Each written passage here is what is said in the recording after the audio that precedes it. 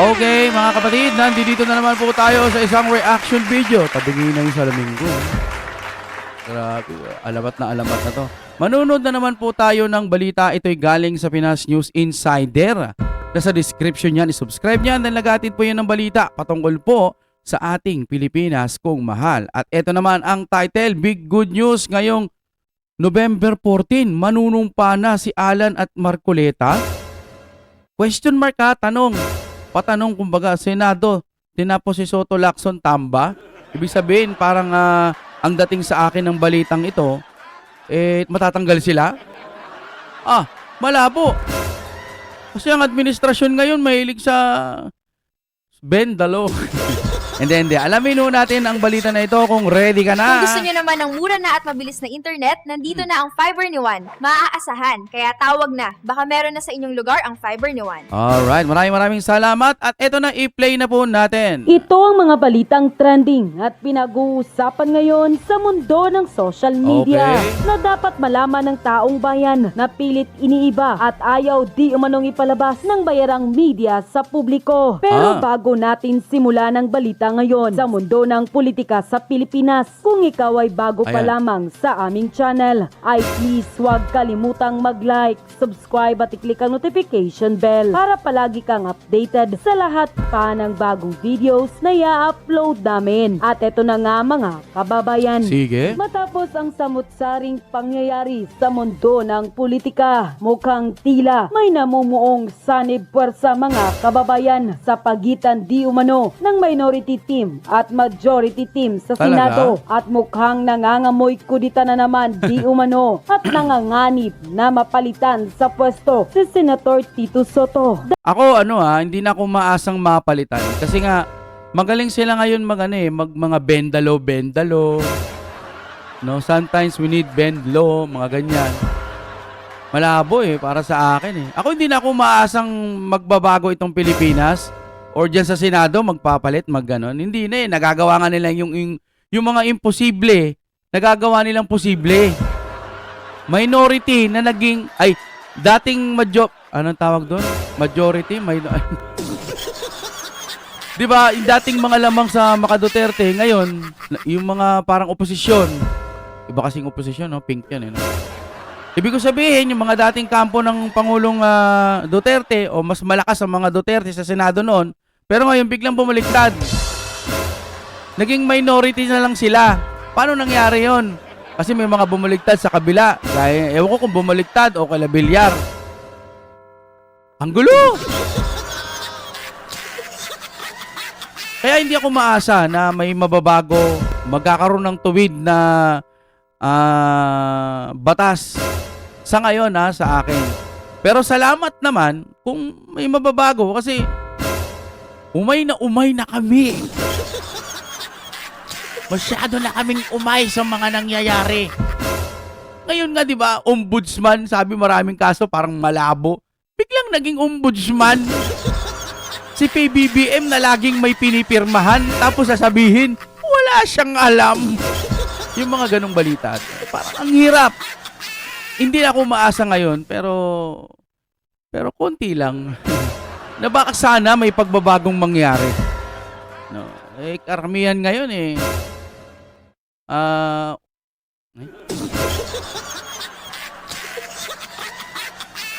tuloy na natin Dahil kung ating makikita sa video na ito mga kababayan, tila nagkamayan, nagkayakapan at tila nagkaisang mga senador ng minority bloc at majority matapos ang matinding revelasyon ni dating Senate President Chis Escudero at walang pagdadalawang isip na pinangalanan ang totoong nasa likod di umano ng mastermind ng manumalyang flood control scandal. Para sa akin alam ko pantay-pantay yan, pero mas mataas ang mga taga-senador, mga senado. Sa senado, di ba? Kasi nga, sa Kamara, di ba binoto lang yan nga ng mga lokal-lokal. Dito, nationwide, binoto tong mga to Mas maraming nagmamahal dito Dapat kayo yung matitindi kung makapagpalag. Hanggang ngayon, di pa rin matapos-tapos yung sa flood control. Ngayon, iimbestigahan naman nila yung Dolomite Beach. Milyon yun milyon. Yun naman ang iimbestigahan nila. Pero yung flood control na billion, nga, yun na. Para sa akin, magkaisa dapat yung mga senador. Pero yung mga medyo may tama, huwag niyong isama yan sa May tama. Akala nila tama sila. Ganon, ibig ko sabihin. Na ayaw nila kay PBBM. Pero ayaw nilang bumaba si PBBM. Yung mga ganong tao, kasi nga, dito Sara uupo, no? Itong magkakaisa sila, ano kayang nilalaman nito? Sige nga, tuloy-tuloy na natin to. At di man daw direktang pinangalanan, ngunit tila sapul din sa katotohanan ang pamumuno ni Senator Tito Soto at Ping Lacson na tila bagang naging sunod-sunuran at masyado ng halata ang script at sarswela nila ni Martin Romualdez na siyang naging dahilan ng kaguluhan sa Senado. Sana makabalik ulit si Senator Cheese bilang Senate President, pati na rin ang Blue Ribbon, Marcoleta tayo. Palitan na yan si Soto in Lacson para hindi pagtakpa ng magnanakaw na sina Marcos at Romualdez. Dapat ang Senado walang pinanigan kahit sino. Alam mo, ang labo kasi ni School Bukol tsaka ni Ping. Malabo talaga sila, mga kapatid. Parang pakiramdam ko nakagulo lang sila nung nagkaroon na ng hearing. Halata, kitang-kita ng taong bayan. Alam mo, kahit yung hindi masyadong maalam pagdating po sa politics, mapanood lang nila to. Kaya tumutok lang sila 1 linggo, malalaman na nila kung sinong tama at mali. Pero mo malapit na, in-school bukol mo ba?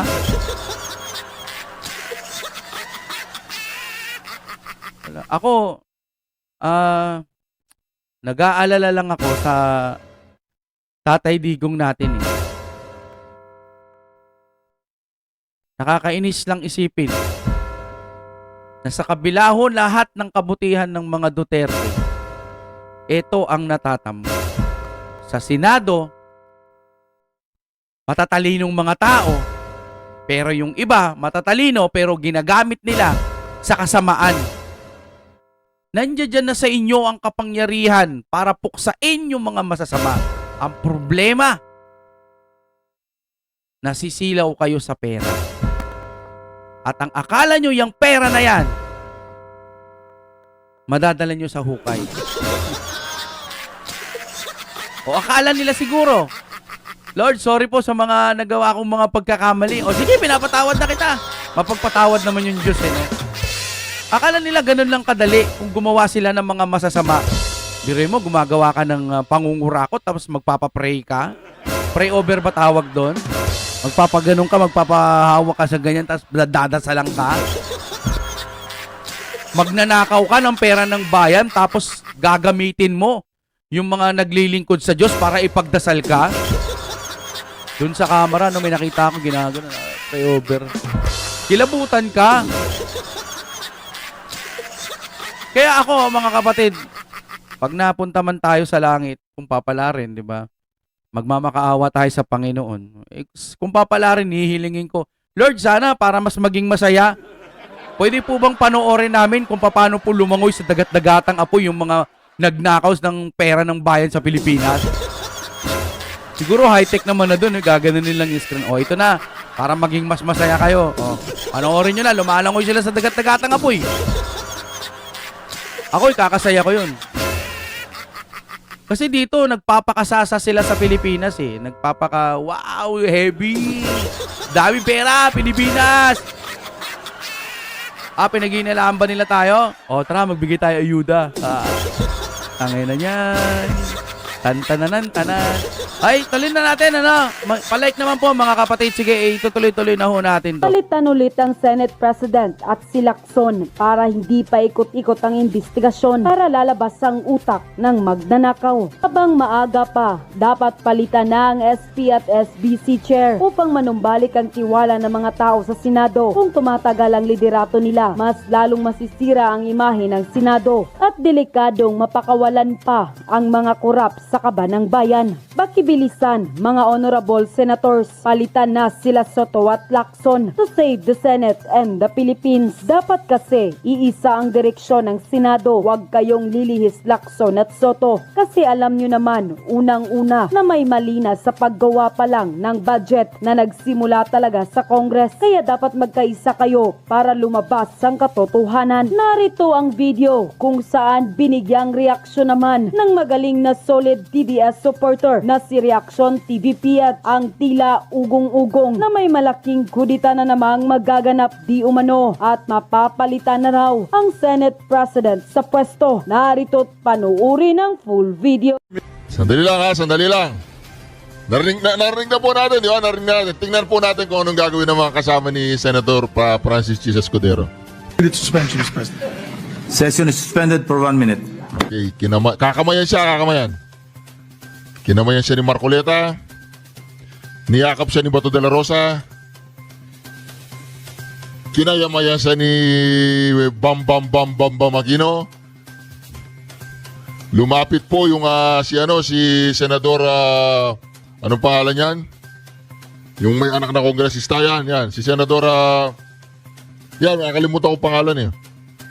Oh, sila po yung nagpabagsak kay Senator Chis Escudero para mapalitan siya. Si Subiri, kinamayan. Kiniyakap siya ni Cayetano, ni Pia, Ayan kumalas yan eh. Si Pia kumalas yan, yumayakap na. Niyakap siya ni Pia. Kinamayan siya ng isang traidor, si Mark Villar. Di ba? Traidor yan eh. Oh. Kinamayan siya ni JB. Dahil alam na ni JB na kumpleto na. Okay, 14 na. Okay, sige, sama niyo ako dyan. So, kinamayan siya ni JB. Pang number 15 na pumirma. Kinamayan siya ni Kiko. Kiko Sharon Cuneta, Kiko. Ayan, ako. Niyakap siya ni Robin Padilla. Nako, yan na si Bongo. Si Lito Lapid. Nako. Mapapalitan na naman si Senate President. Sino yung kumamay na yun? Sino yun? Hindi nakita sa camera eh. Si Robin, si Bongo, si Supremo, hindi ko nakita kung sino. Nako, si Subiri. Di ba? Meron pa yan, hindi pa tapos yan. Tapos na. Si ano yun, nakalimutan ko ang apelido ng ano na yan. Legarda. Lebiste, Legarda. So, ayun mga kareaksyon. Lumapit si Tulpo. Hindi ko nakita si Erwin eh. Tangin na ka. Hindi ko nakita si Erwin eh. Hindi ko nakita si Erwin na kumamay. Di ba yan Naku po, si Marcoleta nangiinit na dyan. Alright, ayan mga kareaksyon. Ang daming kumamay mga kalaban. Naku, yan na po mga kareaksyon. Yan palayo. Sige. Tama, banda ka. Di ba, yun nasa si Senator Chis. Meron siyang kinamayan doon sa malayo. Hindi ko alam kung sino yun eh. Zoom mo nga. Pag-zoom. Sino hindi kumakain? Alright. Sino yun? Si Lacson? Hindi. Ang dami ko mamayo. Totoo. Tamba. Babanatan ka ni Chis Escudero dyan. Ito na si Chis. Yan. Sino yan? Si Antiveros.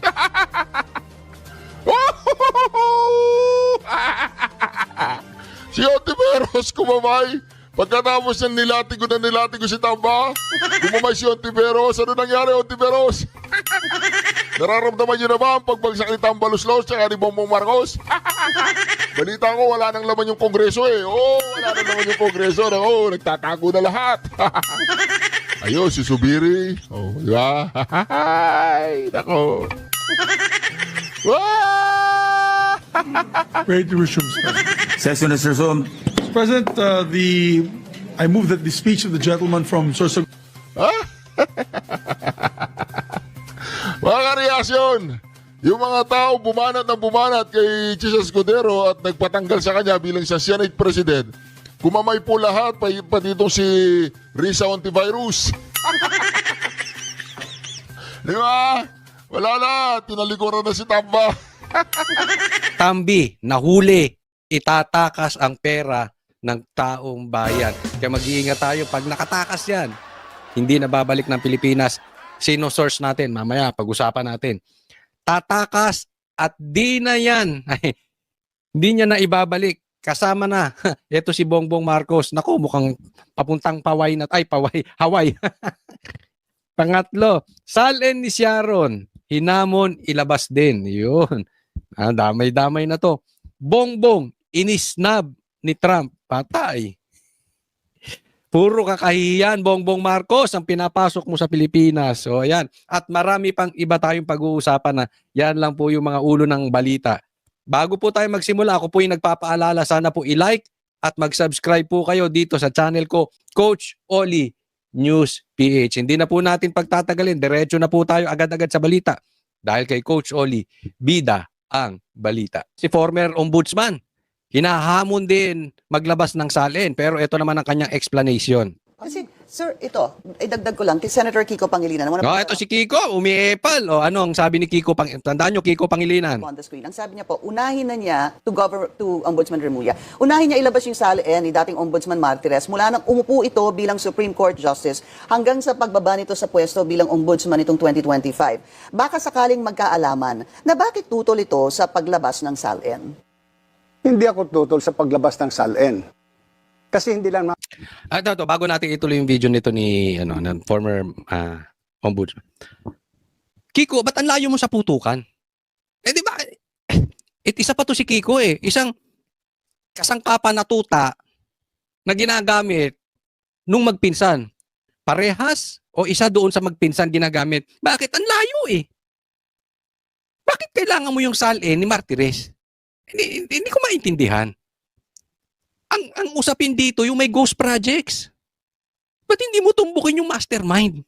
Kayong mga dilawan talaga. Wala talaga kayong paninindigan sa buhay.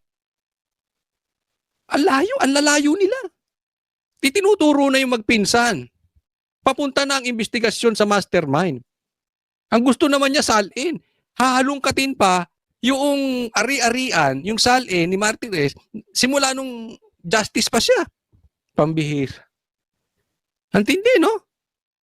Ano kayang nautak nito sa bagay, yung kampanya talaga walang kwenta yung mga pinagagawa nito. Humihigop ng sabaw, kung ano-ano, titikim kunwari. Di ba? Hindi kayo may sapak ito si Kiko. Napakalayo ng issue niya. ako may tutol eh. Nakalimutan ni Senator Pangilinan na siya sa Senado. At sila mismo sa Senado ay may sariling guidelines na hindi mo pwede labas ang salin ng isang senador kung walang consent yung Ang ibig sabihin dito niya, kailangan ng consent. Kailangan pumayag yung isang tao para maglabas ng salin.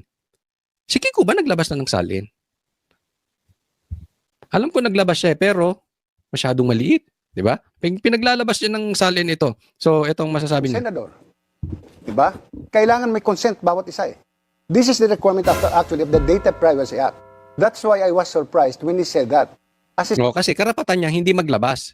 At karapatan niya rin kung maglalabas siya, desisyon niya yon. Senator should know the laws. Ano bang ginawa kong anomalya? Had he said only na dapat ilabas yung salin ko, period, okay sa akin. The problem is he went further para magkaalaman. O yun. Matatalas. Alam mo yung style din ito mga dilawan, mag-iingat tayo dyan. May padali. Ang tawag namin dyan may padali. Oo. Ilabas mo salin mo na magkaalaman. Diba? So ano may issue? Meron kang alam kay Hindi Martires. sabihin niya, kung meron akong ginang anomalya, di itaksawan niya ako. Why did he also just file a salin of 23 million? Yun, di ba? 23 million lang. Duda siya. No? But anyway, it's not for me to judge kung totoo yung 23 million niya. Pero ito ang issue. Etong issue. Bakit hindi niya idamanda kung may alam siya? Ganoon naman kasimple. Huwag nyo kayo mga nagtatry, i-divert, ilayo sa mastermind o i-delay itong investigasyon, ibahin ng kwento. Focus po tayo. Okay? Pero itong sasabihin niya, tingnan yung mabuti. Is that believable? Why didn't he let his wife, Sharon Cuneta, join or state his assets and liabilities in his salin? So that's questionable to you. Yes, because the requirement of 6713 is joint. Yun. So, ibig sabihin, hamon sa'yo, ilabas mo rin yung salin ni Sharon Cuneta kasi ang issue dito niya, bakit 23 million lang? Sabi ko nga, hindi ako mag-uusga kung sapat yan o hindi. Diba? Pero, kailangan din ilabas ni Sharon. Oh, kung gusto mo ng hindi kusang loob, ba't hindi niya ilabas? Dahil, baka nakalagay lang kay Sharon yung mga properties. Diba? Baka may issue rin tong nakawan to si Kiko. Oh. At ipinangalan lang kay Sharon. Eh, kung pera yan, malay ba natin? Kung lagayan yan, malay ba natin? Yun yung issue na sinasabi dito. Pero alam nyo mga kababayan, nagkakahamunan ng salin eh. At yan ay kusang loob ginagawa. Bakit? Marami nang naglalabas ng salin, si Bongbong at si Tambi at yung mga congressman hindi pa rin naglalabas. Bakit hindi natin puntahan? Bukod dyan, total kusang loob yan. Bakit hindi tayo sumigaw din ng drug test? Di ba? Kasi ang dami na rin nagpa-drug test eh. Bakit si Tambi at saka si Bongbong o yung mga iba dyan mga congressman ayaw magpa-drug test? Yes, sasabihin nila. Eh, hindi naman. Kusang loob yan, wala naman sa batas yan. Kasi kaya lang naman nilalabas din tong salin para maibalik yung tiwala ng taong bayan. So, ibig sabihin mga kapatid, yung salin pala na yan, kusa yan, no? Oo nga naman, total kusaan naman natin ito, usapan dito yung magkukusa ka eh. Eh bakit hindi sila magkusa na magpates?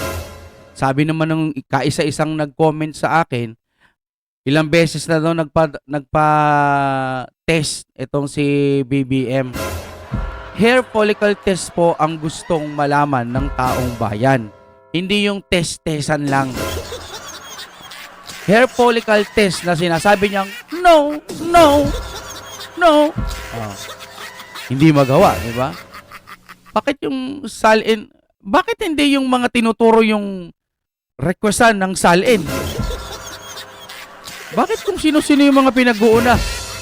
Hindi ba pwedeng yung mga tinuturo lang doon sa flood control? Saldico, yung mga tinuturo yung mga inaakusahan, Saldico, si Tambi, si PBBM. Ba't hindi yan ang imbestigahan? Ng teting namang Pilipinas kung mahal. Ang hirap nyo talaga sa banks.